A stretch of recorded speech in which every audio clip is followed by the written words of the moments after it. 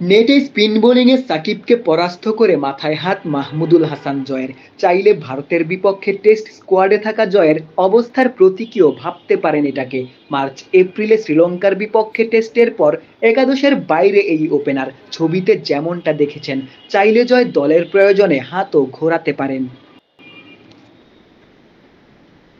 অস্ট্রেলিয়ার ডারউইনে বাংলাদেশ এইচপির হয়ে জোড়া 50-র সাথে 5 উইকেট নিয়ে দলকে পাকিস্তান শাহিনসের বিপক্ষে জিতিয়েছিলেন জয়। ইসলামাবাদে একই প্রতিপক্ষের সাথে করেন 50, তবে জাতীয় দলের একাদশে জায়গা পাননি। পাকিস্তানের সাদমান ইসলাম অনেক ও জাকির হাসান জুটি উতরে গেলেও ভারতের বিপক্ষে চেন্নাই টেস্টে প্রত্যাশার সাথে প্রাপ্তি মেটেনি। তাছাড়া এই দুই ওপেনারের পর 3 ও 4-এ থাকা নাজমুল হোসেন শান্ত ও মমিনুল হকও বাঁহাতি।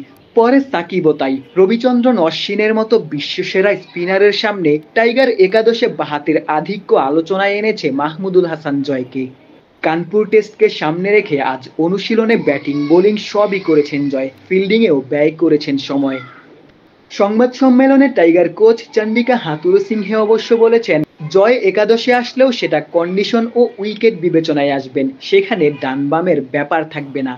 Concern about they're getting a start and getting out. Yes, I'm sure the players are they're disappointed as well. They wanted to do better, and we actually didn't do justice to our um, talent or our potential last game. Last few games we didn't get to start as well. Second question is about having left-handers. We think that's our best players, whoever with the right or left. If there's any changes, it's depending on the surface tomorrow.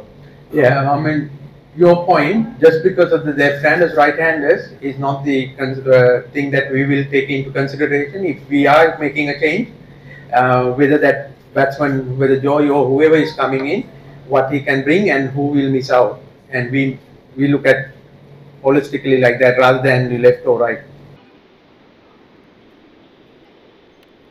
অনুশীলনে জয় যেমন একের পর এক catch ধরেছেন, তেমনি কানপুর টেস্টে সেরা একাদশে সুযোগ পেলে জয় সুযোগটা হাতছাড়া করতে চাইবেন না নিশ্চিতভাবেই। Desk report, cricket 97।